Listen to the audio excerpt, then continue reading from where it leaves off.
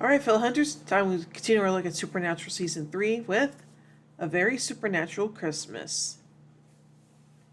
1 year ago in Seattle, Washington, a man visits his grandson at Christmas. That evening, he dresses as Santa and starts loading presents from his sack, aware that his grandson is peeking through the banisters. He hears a noise on the roof and examines the fireplace. As his grandson watches on in horror, he is yanked up the chimney and his bloody boot falls into the fireplace. In the present day in East Blondie, Michigan, and the guise of FBI agents, Sam and Dan are in East Blondie, Michigan, visiting Mrs. Walsh, whose husband has disappeared. The only clue they find is a bloody tooth in the fireplace.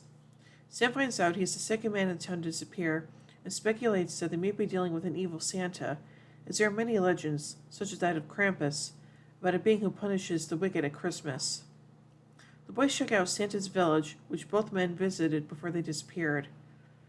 Dean says that he'd like to celebrate Christmas, but Sam refuses. In a flashback to Broken Brown, Nebraska in 1991, young Sam and Dean are in a motel room waiting for their father to return.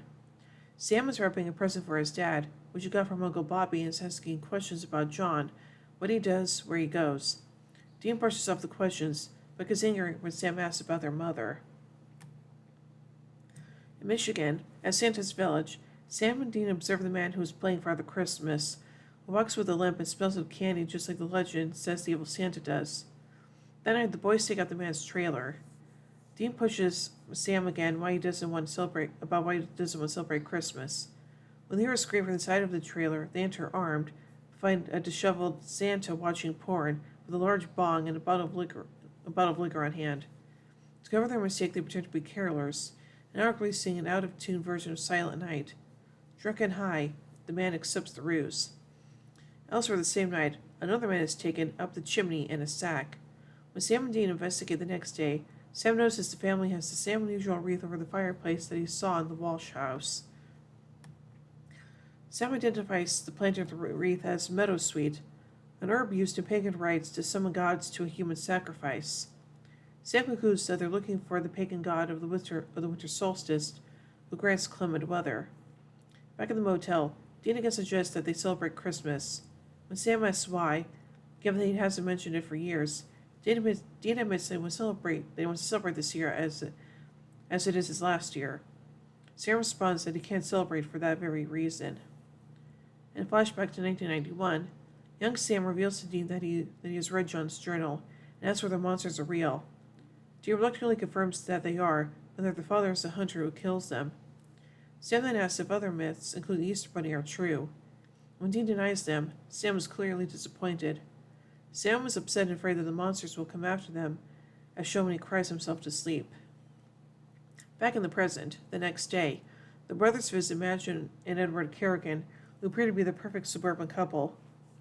Further research reveals that they were in Seattle the previous year when 3 men disappeared. Bobby advises that the couple are pagan gods, Shakespeare of Evergreenwood will kill them. The boys return to the Kerrigan house and in the basement find human remains, and the latest victim still in a sack. Madge and Edward attack them, knocking them out and take them captive. The boys are got bound to chairs in the kitchen. The Kerrigans confirm that they are pagan gods who, since the rise of Christianity, have been trying to blend into human society, taking only a few human victims each year. They start the ritual sacrifice, taking blood from Sam and Dean and pulling out one of Sam's fingernails. They are interrupted by a neighbor at the front door, just about to extract one of Dean's teeth, and when they return, Sam and Dean have escaped. A fight ensues and the boys kill the Kerrigans with stakes made from branches of a Christmas tree. In a flashback to 1991, Dean wakes Sam and explains that while he was sleeping, John returned and left a tray of presents. When Sam opens presents, a Barbie and sparkly baton, he challenges Dean, who admits he stole them from a house down the street. Sam wants to give Dean the present meant for his father. Dean at first refuses, but then accepts.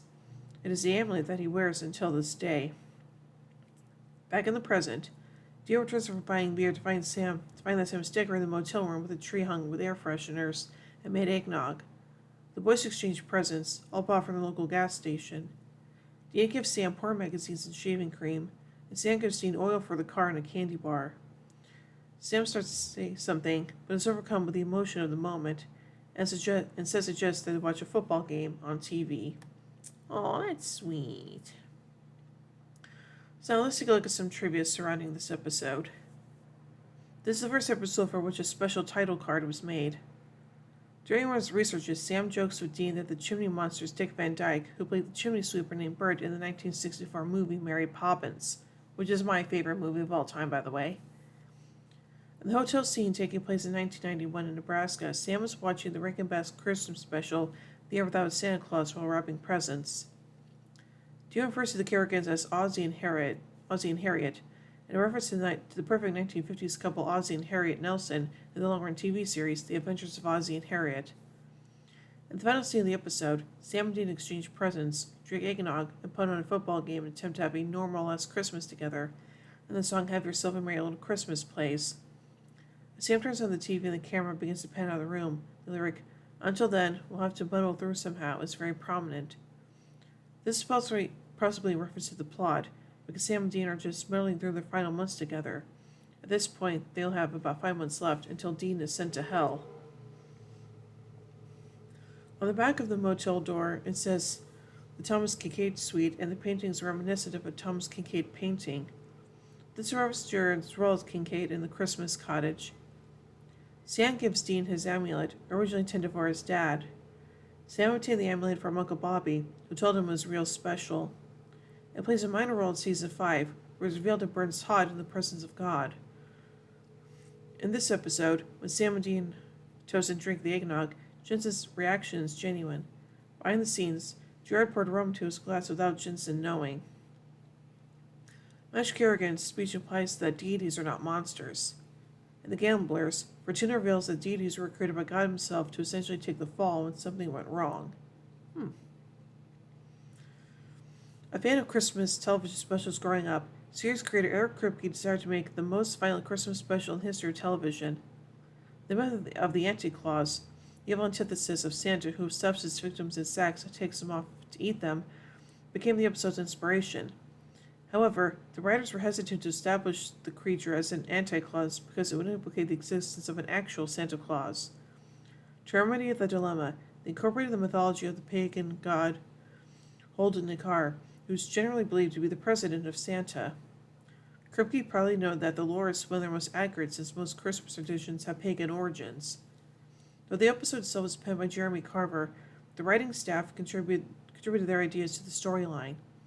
Within 5 minutes of brainstorming, they envisioned 3 scenes they had to do. The teaser, where a grandfather pretending to be Santa is pulled up the chimney and slaughtered. A boy witnessing the Santa dress villain brutally killing his father and then eating one of the cookies for Santa. And the Winchesters killing someone with a Christmas tree. Yeah, so overall, I think this episode is kind of interesting, and yeah, this is definitely a very interesting watch, I'll give it that, so yeah. So overall, I give A Very Supernatural Christmas 5 Impalas out of 5. Well, anyway, tune in as we take a look at the final episode, at least for a while. Maleficarum, or however that's pronounced, I'm sorry if I butchered that, so yeah. So anyway, until then, carry on, my wayward sons and daughters.